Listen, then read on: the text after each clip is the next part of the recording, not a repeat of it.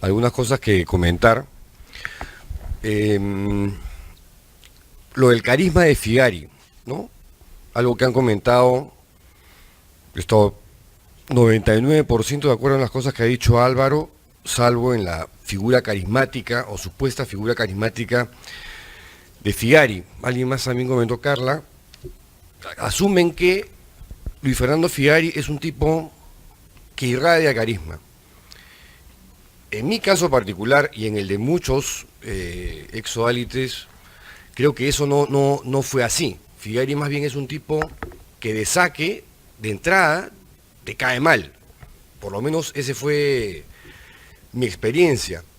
Lo que sí logró, y está más o menos también evidenciado en los testimonios del libro, que va tomando a testigos de las épocas fundacionales, de la que aquí veo que hay buena parte de la promoción, ¿no?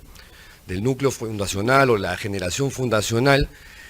En ese entonces Figari apelaba a cuestiones, a trucos que encandilan, ¿no?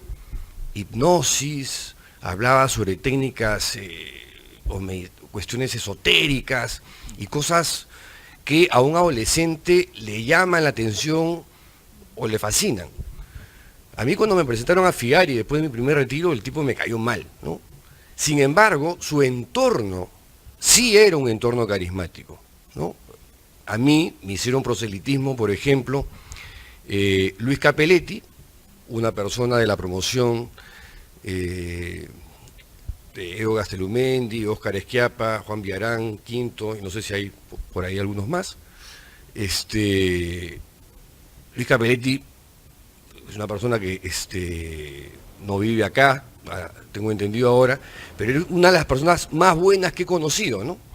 Una persona de muy buen corazón, muy bien intencionado, naif para muchas cosas, pero se le veía, digamos, como una persona buena, de un corazón gigante. Y la otra persona, Jaime Bertel, un tipo más bien, digamos, astuto, rápido, que en un adolescente, como yo, también le llama la atención, ¿no? Yo no era, pues, de los sacristanes, ni de los primeros de la clase.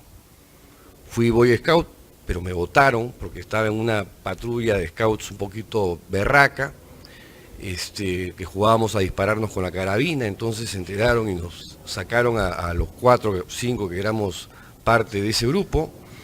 Yo estaba a punto de que me votaran del colegio cuando, por conducta, porque cuando aparece la gente del Sualicium en mi vida, ¿no?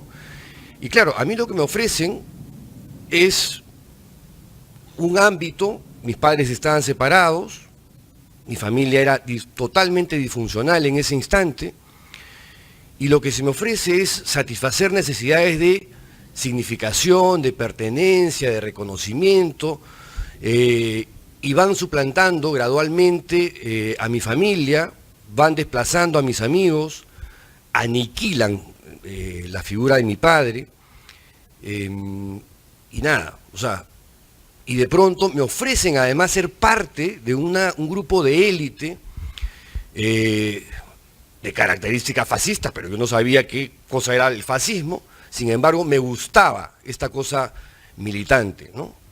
Cantar El cara al sol me encantaba, ¿no?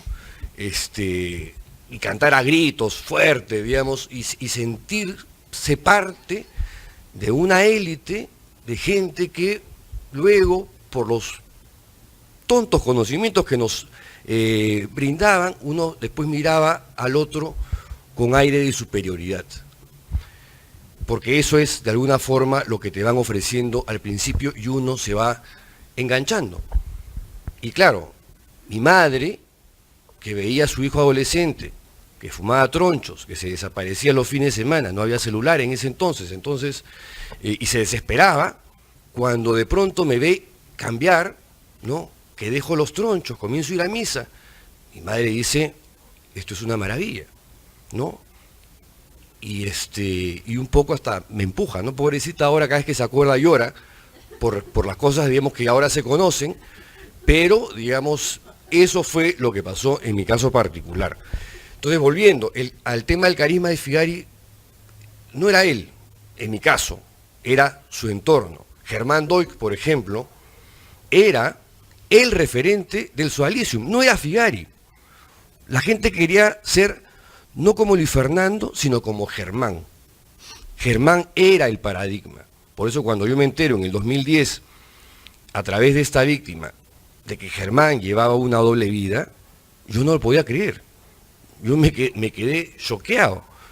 Y eso que Germán no era mi director espiritual, pero era alguien muy cercano a todo el movimiento en una época en la que el Socialisium entrábamos en el segundo piso del Colegio Champañá, en una pequeña capilla donde éramos 50 personas, en los años 80. El otro tema, que es el del celibato, es un tema, digamos, es un temón, ¿no? En el cual yo sí creo que es un tema de que la Iglesia debería replantear este asunto. Álvaro dice que a partir de los 21, yo creo que a partir de los 65 debería ser facultativo el celibato en la Iglesia, ¿no? 70. ¿Ah? 70, corrige ahora Álvaro. Hay ya que han hablado varios sobre el tema y efectivamente es para mí un asunto, esa fue además una de las razones por las cuales yo decidí largarme del Socialisium, porque para mí es una cosa imposible, ¿no? Por ahí Quinto dijo religioso célibe, potencial pederasta. Álvaro ya en términos psicoanalíticos, el retorno de lo reprimido o algo por el estilo. Fernando Vallejo, un escritor colombiano, tiene una frase que me parece que grafica bien esto, ¿no? Dice, el semen atrancado hace cruel al ser humano. Y yo creo que algo bastante de cierto hay en esa expresión. El tema del formateo y del fanatismo, yo sí creo que es un tema que debe discutirse, debatirse. Cuando Juan Villarán hablaba sobre otras organizaciones verticales y más autoritarias o totalitarias que el Socialisium, yo honestamente no sé si hay algo más autoritario o totalitario que el Socialisium. O sea, ni siquiera el Opus Dei, los Legionarios de Cristo, el Ejército, porque, o lo que uno decía, esto es como la escuela de infantes de Marina, ¿no?, de los Estados Unidos, o como ser un SEAL, un Marine. Esto es distinto, porque al final los militares tienen los fines de semana, se pueden emborrachar si quieren, irse a hacer lo que les da la gana, o en pleno proceso de formación tienen una campana para decir hasta aquí nomás llegué, chao. No, cuando uno entra al Socialisium, uno entra para siempre. Y salirse de ahí es una cosa sumamente complicada, porque cuando uno ya entró a una comunidad, ya está con el chip cambiado, ya está prácticamente con un trabajo de lavado de cerebro bastante avanzado. Cómo desformatearse, cómo dejar de ser un fanático, cómo dejar de tener ese pensamiento cerrado, sí es un tema. Porque yo lo he visto en mi caso y en el de mucha gente, a raíz también de la investigación de este libro, de gente que hasta el día de hoy les cuesta reinsertarse en el mundo real. El tema de los abusos sexuales. Es verdad que es uno de los temas que más llama la atención, que la prensa ha destacado y que aquí se discute, y que en el tema del Socialisium es un hecho real. Pero la mayoría de gente del Socialisium no ha sido abusada sexualmente. Aquí lo que existe es una institución que ha sido, como dijo Óscar, diseñada para el abuso del poder. Y en ese abuso del poder viene el maltrato psicológico, el maltrato físico, ¿no?, la coerción psicológica, y una consecuencia adicional es el abuso sexual, que me sorprendió en el caso de Germán, pero en el caso de otros pederastas que han ido apareciendo, es gente que entró en la época que yo entré, y que a mí verlos en la televisión o denunciados a través de las redes, por supuesto que también me ha impactado, porque era gente que en su momento yo consideraba que era gente buena. Entonces, efectivamente, Figari no solamente ha dañado la vida de muchas personas, sino ha convertido en monstruos y en depredadores a otras personas que se quedaron ahí dentro. Y una cuestión final, y que no deja de llamarme la atención, y todavía no sé cómo explicármelo, ¿no es cierto?, en medio de una coyuntura además electoral, donde lo que me ratifica es que tenemos una clase política miserable y nefasta y paupérrima y todos los epítetos que puedan añadir ustedes, lo subrayo yo, la ausencia de voces de protesta frente a un hecho que ha sido sumamente mediático, poderosamente mediático. Yo solamente he podido percibir la voz de 3 congresistas de diferentes bancadas que han puesto por ahí un tuit, ¿no? O por ahí una que puso 2, y Nadine que puso 3, porque claro, ella estaba en otro problema. No, quiero creer que lo hizo de buena intención, digo, pero en fin.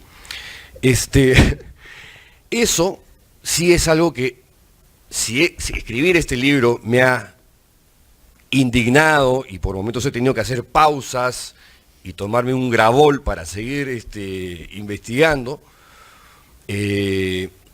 la falta de voces enérgicas, la falta de iniciativa por parte del Estado, realmente es fatal, ¿no?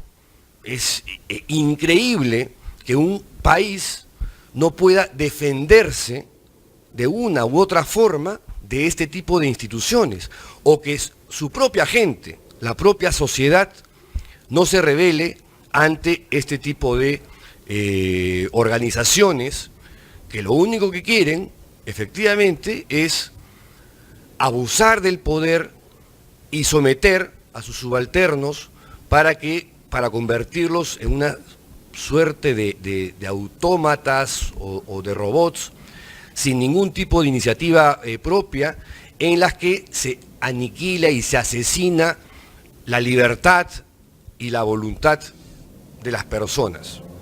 No quería tomar más tiempo, muchísimas gracias por su atención.